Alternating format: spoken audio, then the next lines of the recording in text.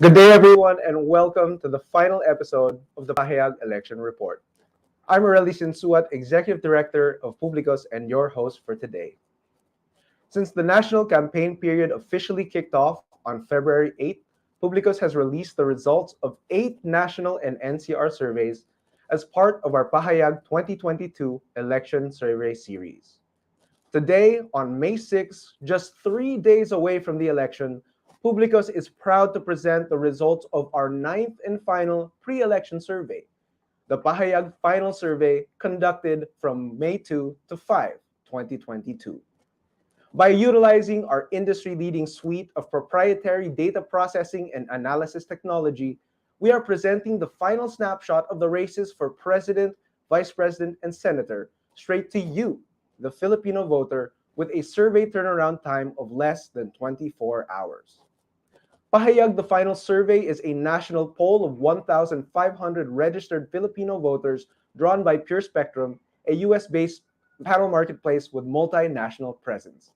The sample-wide margin of error, or MOE, is plus or minus 3%, while the MOE in NCR is approximately 7% and 6% in the other regional groupings. As always, Pure Spectrum would like us to remind you that samples provided by their company are not affiliated with any bias or political party. All opinions voiced in the interpretation and analysis of the data are those of the writer or project sponsor. These results are presented in cooperation with the Manila Times, our valued media partner for the 2022 Election Survey Series. You can learn more about the methodology of our survey by reading the public results report on our website, publicusasia.com, or on the Publicus Asia Facebook page. And now, let's go on to the results. According to our data, former Senator Ferdinand Bongbong Marcos Jr. leads the presidential race by 32 points as of the first week of May. 54% of respondents to our May 2 to 5 survey said they would vote Marcos for president. 22% of respondents chose Vice President Leni Robredo as their presidential bet. 6% of our respondents remain undecided about their presidential vote. Marcos appears to be leading Robredo by large margins in northern and central Luzon, Visayas, and Mindanao. The two candidates are statistically tied in the National Capital Region and southern Luzon, according to our survey. Marcos is polling above average among classes D and E, earning preference shares of 58% in D and 65% in E, compared to Robredo's 21% and 17% preference shares in the two demographics. Marcos is polling below average or below his sample-wide average among respondents from classes A, B, and C at 47%. However, he still maintains a significant lead in this demographic over Robredo, who earned a preference share of 24% among our sample's more affluent members. Meanwhile, Davao City Mayor Inday Sara Duterte Carpio continues to lead the vice presidential race, earning a preference share of 59% on our May 2 to 5 survey. This is identical to her reading on our April 19 to 21 survey. Senator Kiko Pangilinan came in second place with 16% of the vote among respondents. Senate President Tito Soto and Doc Willie Ong are tied for third place with preference shares of 9% each. Duterte leads Pangilinan among respondents from all economic classes and in all regional groupings except for NCR, where they are statistically tied. Based on our data, Mayor Duterte leads the vice presidential race by 43% as of the first week of May. Moving on to the Senate race, our data suggests that there are 7 senatorial candidates who appear to be relatively safe bets to secure seats in the Senate on May 9. Chis Escudero, Win Gatchalian, Lauren Legarda, and Alan Peter Cayetano earned the highest preference shares among our respondents, garnering more than 40% of the senatorial vote. Rafi Tulfo, Mark Villar, and Robin Padilla are also in relatively safe positions after earning preference shares on or above the 35% mark. Meanwhile, our data suggests that there are between 9 to 11 candidates competing for the final 5 Senate seats. There are 9 candidates within reach of the competitive zone average of around 28% in our survey. They are Risa Hontiveros, Mig Zubiri, Herbert Bautista, Gibo Teodoro, Chel Diokno, JV Ejercito, Joel Villanueva, Larry Gadon, and Harry Roque. Meanwhile, although Jejomar Binay and Jingo Estrada placed lower at 17th and 19th place in our survey, it could be argued that their expected support among Class D and E voters on election day would warrant their inclusion in the competitive zone. We will discuss this more later on. And now joining us to provide deeper insights into the data is the Chief Data Scientist and pollster of Publicus, or how he refers to himself, our resident data chimp, Dr. David Barua Yap Jr. Good day, David. Ahoy! So now, David, let's go right to it. What are the points of interest in our latest presidential results? The major point of interest in the last Pahayag survey is that nothing much has changed in the presidential race over the course of the official campaign period. Bongbong Marcos started at 52% in February, stayed above the 50% mark through March and April, and is currently polling at 54%. Leni Robredo started at 22% in February, oscillated around this benchmark in March and April, and is back at 22% for May. It is also interesting to note the spread or range of values for the top candidates are extremely narrow. The range for BBM across our entire Pahayag survey series is 5%, from 52% to 57%. For Leni Robredo, it is at 2%, from 21 to 23%. Moreover, the gap separating these two have stayed consistent throughout the survey series, with a range of just 6%, with a low of 30% to a high of 36%. Now, David, so what can we attribute to this relatively, I guess, tame presidential results so far in our surveys? As you said, there has been little movement in the presidential race, notwithstanding what I would say has been a very heated race with so many issues going out and a lot of rallies and debates. But despite this, why has the needle not moved in either direction over the past 3 months? For starters, we have to look at how broad the base of support of the leading candidate is. Now, if we look at the disaggregation of the sample across different demographic groups, Bongbong Marcos leads Leni Robredo across all economic classes. While it is true that his lead is relatively narrower in class cluster ABC, he is still the preferred choice of 47% of the respondents belonging to this group. His lead in classes D and E are noticeably larger. As such, it can be inferred that given that class cluster ABC is relatively overrepresented in our Pahayag survey series vis-a-vis the actual breakdown of the population where classes D and E dominate, the numbers we have here could likely underrepresent his actual level of support. With that notwithstanding, what we see here is that he enjoys a broad base of support and that there is, at least as the survey data suggests, a sort of preference for the type of messaging that he and his tandem mate, Mayor Sara Duterte, the type of messaging that they have more or less consistently hammered home throughout the election period. So if we were to narrow it down to just one reason, it's a difference in messaging.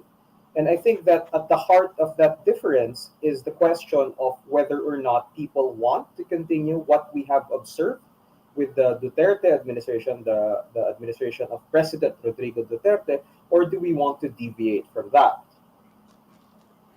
Now, David, let's move on to the vice presidential results, although we will go back to the presidential results later as we will be introducing a new topic called the average of polls. But first, let's just talk about our May 2 to 5 survey. David, what did you see in the VP results? So it's very similar to what we observed in the presidential race. Sara Duterte is again at the top with close to 60% preference share. So nothing much has changed throughout the survey series. Mayor Sara Duterte started at 54% in February, reached 59% in April, and more or less stayed at that level in May. And that is a range of 5 percentage points. So again, it's a very narrow spread, it's a very narrow range. The gap between Sara Duterte and her nearest competitor remained large throughout the campaign period, from 40% in February to 44% in April to just slightly lower to 43% in our last reading. this May. Now, David, let's move on to the Senate race for now. Although, again, we'll go back to the VP race in our average of polls. How is the Senate race looking as we approach election day? Because this has been the more competitive race compared to the presidential and vice presidential, based on our numbers at least. What's going on in the Senate race? The Senate race is at its most competitive phase yet. The safe zone cutoff is now above 35%. Now, if you recall, for our viewers out there, you may recall that our competitive zone was closer to 30% before, but now it's up to 35%. So the leading senatorial candidates have put more distance between them and the lagging candidates. And there are over 10 candidates who are vying for the last five seats. At this point, it is extremely difficult to call the final 12 given the uncertainty surrounding the last five ranks. Any of the candidates you mentioned earlier have a legitimate shot at making it into ranks 8 through 12. It is important to reiterate that support levels for candidates such as Jojo Binay and Jingoy Estrada are likely underestimated by PAHAYAG given the size of its middle class sample. And at the same time, I think this is where we can sort of factor in the endorsement of different groups such as the INC. So candidates who were endorsed by the INC would definitely get a leg up as we approach election day. So a lot of things can still change, particularly for the last five slots for the Senate. And we'll go back to that idea about Vice President Binay and former Senator Estrada potentially being higher on election day in our average of polls. Of course, we'll be discussing the differences. But since we've been talking about it since earlier, the average of polls, it's a concept that is popular in other polling jurisdictions. It's not so well known here in the Philippines, I think, because we haven't had data points that necessary in the last few elections. Can you explain to our viewers what the average of polls is and why it's helpful in potentially projecting election results with a little more accuracy? So this is why I think that it is helpful to have more and not fewer data firms or data polling firms when it comes to monitoring elections. So the more reputable firms there are, the better the estimate, given that there are more data points to work with. And that helps in triangulating, so to speak, the expected preference shares of candidates. Okay. Well, so we have, I think we'll go straight to the Senate average of polls first, since it's already up on the screen. And I think this is the most interesting part. Now let's put it back up on the screen since we're already there with that. Yeah. So in the senatorial race, because this is the race with a lot of variation, basically here what you're seeing is that we put together the latest results. If you can, yeah, let's keep it up. We put the latest results from Publicus, Octa, and Pulse in the senatorial race. So this is the Pulse, the final survey of Pulse, which was April 16 to 21, Octa, which was April 22 to 25, and Publicus from May 2 to 5, 2022. Can you give an explanation a little bit on this table, David? So what we can see here is that generally speaking, all three of the surveys that you mentioned are in agreement. Given that for most of the candidates, the estimates from each of the last surveys of each polling firm are within 10 percentage points. Now, the other point of interest insofar as this graph is concerned is that, as you can see, there are several candidates who have extremely large ranges. So you have there Tulfo, Cayetano, Zubiri, and as we mentioned earlier, Estrada and Binay. So what we see here is that these are differences that emerge from differences in the sampling strategies of these three survey firms. And as I mentioned earlier, since Publicus gives a greater weight to class cluster ABC than Pulse or Octa, as upon reading their sampling methodologies, we get results that are slightly different in general and noticeably different for certain candidates that may have demographically defined, in this case, socioeconomically different levels of support. Because like when we're looking at this, you can see that there are differences, and they're not necessarily like polls in Okta that would be the same. Like for example, for the top ranker in our survey, or in the Okta survey, and the top ranker on average, Rafi Tulfo, you'll see that the range is anywhere from 38.8% in our survey to as high as 63% in Okta's. But there are others. The lowest range, for example, would be Senator Risa Hontiveros, who Correct. is polling at around an average of 31.5. So the range is only 1.3% across the three surveys. So when we're talking about the range, if it's a lower range, would that mean that that result is more likely more accurate, or perhaps more backed by all the data overall? I would say that the correct way to interpret a narrow range is that the firms are generally pointing to a smaller area for the estimate. It means that it is more likely that you can more easily triangulate, more easily and more specifically triangulate the range. Now, if you look at, for example, as you mentioned, the numbers of Senator Hontiveros, we are more or less confident that she should end up at around 30%, 31, 32%, given that her spread is just 1.3%. A similar story can be said for Senator Cayetano, with a plus minus 2.3, with a range of 2.3, with a minimum of 40% to a maximum of 42%. We can more or less say that his numbers are more easily estimated moving forward. Now, this is in stark contrast with the numbers of Rafi Tulfo, given that he has a seeming polling floor of 39% and a polling ceiling of 63%. So his actual number could be anywhere within that range. But I think for the case of Rafi Tulfo, with a minimum or with a floor of 39%, he is still comfortably within what we could describe as the safe zone. Now, so David, we're using that concept here. Also, we would say that based on the average of the three survey companies listed here, the top eight, I would say, have fairly strong chances of being elected on May 9th. Is that correct? I would agree with that assessment, given the reputations of both Pulse and Okta. I would agree that the top eight spots are relatively safe. As you can see, there is also a large difference between the average number of rank 8 and rank 9. That's a gap of 7 to 8%. That is significant. There's a huge drop off from ranks 8 to 9. And then if you look at ranks 9 through 14, those are clustered tightly around a 4% band, from around 28% to 32%. So they're all neck and neck. And once we factor in command votes, INC endorsements from various nationwide groups, these numbers can change on a whim.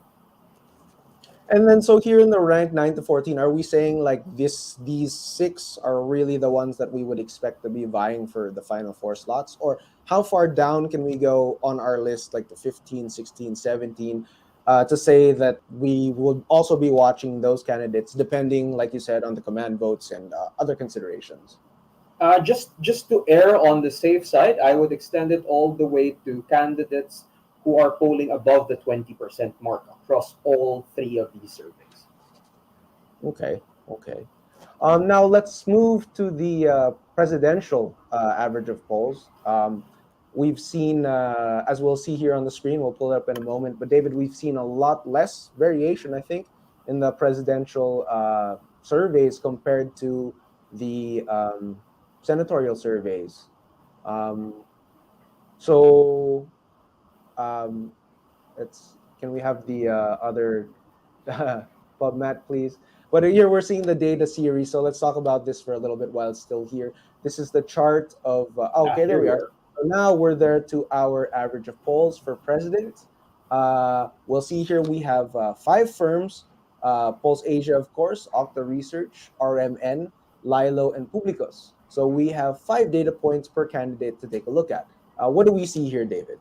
Now, just as an aside, we were actually just to let our viewers know, we were actually looking at six initially, but then we realized that SWS did not actually officially release its last or its April poll. So we were forced to look at just these five firms.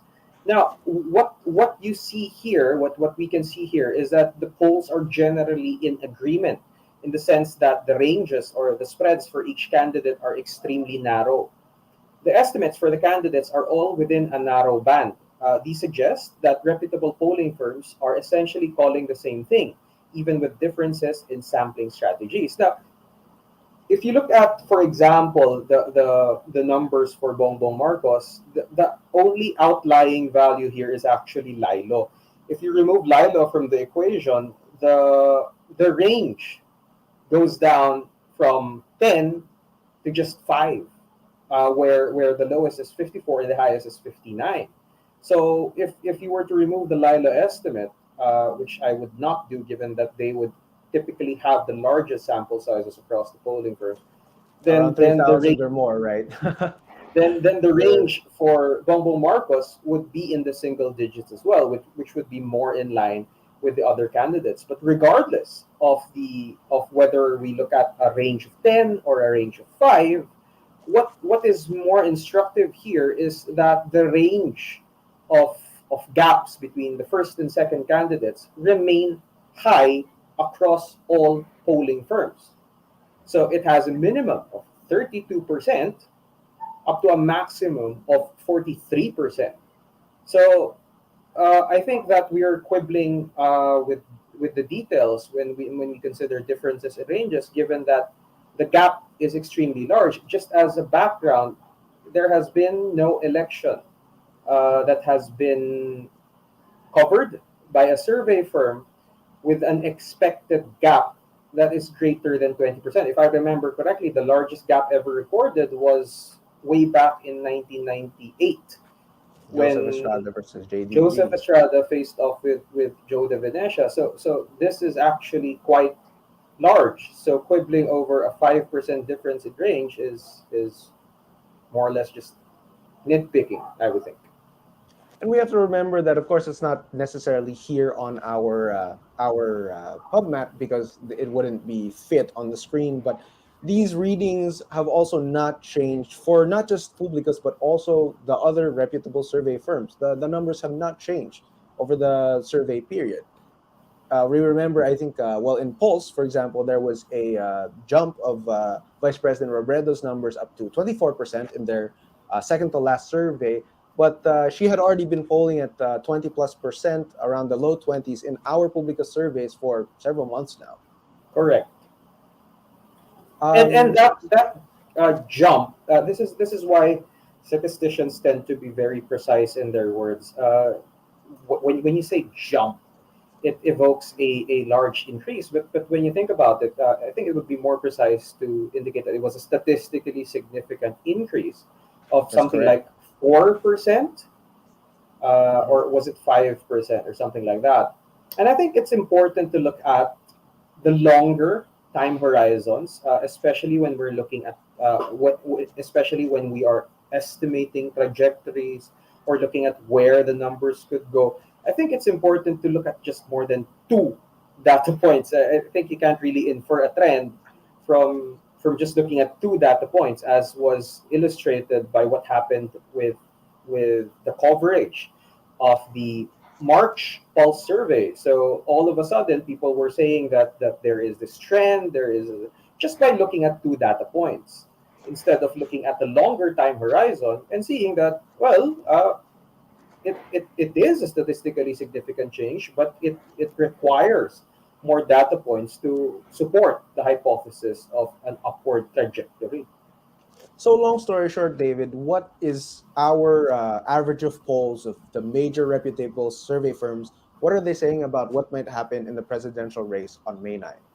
So if we look at the average right here, it's 1, 2, 3. It's at the very right side of the ano. The estimated average for the front running candidate is close to 58%. And then the nearest competitor is at 22%. And more or less, given vote firmness statistics, this is what we can expect moving forward. I think this is a reasonable estimate of what we can expect on Monday, given that one, it is called from one, two, three, four, five survey firms, and these are from more specifically reputable survey firms, and these are the numbers that we have been seeing for the past 2 to 3 months. And I assure the viewing public that none of these survey firms are doing things like intercept surveys or the like, as we've been seeing on social media over the past few days. Yeah. Lastly, David, let's. Wait, let me just comment on that since you brought it up. I think um, it's kind of funny that all of a sudden we have all of these surveys that didn't pop up at any point during the official campaign period, and all of a sudden they are they're everywhere. It's like there are firms people have never heard of all of a sudden coming up with all of these surveys, and when you take a closer look at their methodologies, these are bogus. And I think that if quote unquote fact checkers and those people who are interested in protecting the public from misinformation, it should behoove them to look into these types of surveys who have methodologies that are beyond the pale. I mean, I agree with you, David, and to our viewers, we would like to ask you to really look into the methodologies of the various surveys that you're seeing online. I think all of the firms listed here, I know Publicus, of course, is quite transparent with its methodologies. We're always happy to answer questions about it.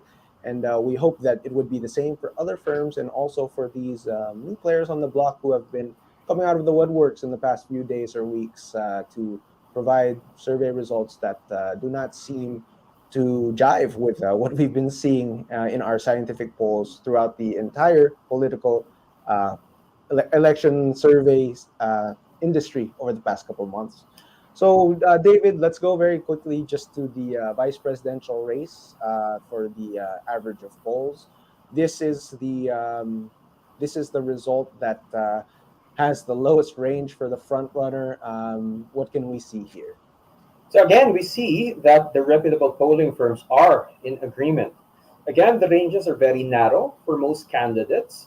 A point of interest here is the variability of the level of support for Tito Soto. So this is likely Yeah, due to that's his true. likely due to his broader base of support among those in classes D and E.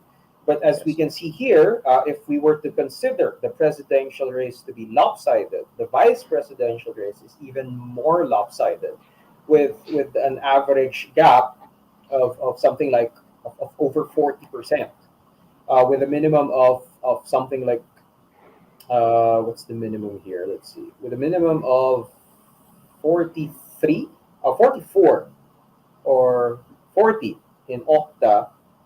Sorry, 34 in Octa, and a maximum of close to 45 in Publicus, I would think. That's some good mental math from our resident statistician. Yeah, what you said about Senate President Soto is definitely correct. If you'll see, actually, we're the outlier when it comes to his results. And as we've said before, this is probably largely due to the relatively larger ABC proportion of our sample compared to the others, which is why someone like Senator Pangilinan, whose base is more in the A, B, and C, would be polling a bit higher than him. But overall, if we see the average of polls, we can see that it's actually a fairly close race for second between Tito Sen and Senator Kiko. But overall, it looks like the survey firms are generally in agreement that Mayor Duterte has quite the advantage moving into the election 3 days from now. Correct. So, David, since this is our last episode, is there anything you'd like to say or anything that you would like to tell to our viewers before we go? Well, technically, it's not our last episode because we still have a whole day. I think it's a whole day thing on Monday where we would be covering the 2022 national elections. But I don't think that they would be seeing me on Monday, given that I would be busy with something that we will be keeping under wraps for now. That's right, David. I'm sure you will be very busy as usual, but thank you so much, David, for your time. And Thank you again for all of your hard work running 9 surveys in the span of 3 months. That's a That was lot of 9? work. It was 9 surveys, David, 5 national, 4 NCR. So we're going to give Dr. David Yap, our chief data scientist, some time to rest and perhaps wean himself off caffeine for at least a day or two. Thank you so much for joining us, David, and we'll see you again soon on Monday for our coverage. So that was the final episode of the Pahayag election report. On behalf of Publicos, thank you for taking the time to watch our program. I would also like to take the time to thank the talented members of our staff who made this show possible. Of course, our senior producer, Wilma Sumayod, our technical director, Jag Concepcion, and our production assistant, Meljen Alea. Publicus believes that one of the keys to building a more mature and effective democracy is free and fair access to all kinds of information related to Philippine politics and governance. We hope that the Pahayag 2022 election survey series has provided you with actionable information that will help you make empowered decisions on election day. On May 9, it's your turn to speak up and be heard. No matter what your political color or persuasion may be, I hope that you will go out and vote on May 9. This is Aureli Sinsuat signing off until May 9, as we just showed. Can we show it again? When I will be live on the Publicus Asia Facebook and YouTube channels for our special Election Day coverage. Starting at the official close of the polls, which should be at around 7 p.m., I will be on air with none other than the founder and chief executive officer of Publicus and one of the foremost experts in Philippine elections and campaigning, the Malu Tikia. Malu and I will be waiting with you all night until the results of the presidential and vice presidential races are more or less settled. We're also expecting a diverse roster of interesting guests to be joining us that night, so it should be a good time. We hope to see you here again on election day or election night at 7 p.m. Have a great day, everyone, and thank you so much for joining us today.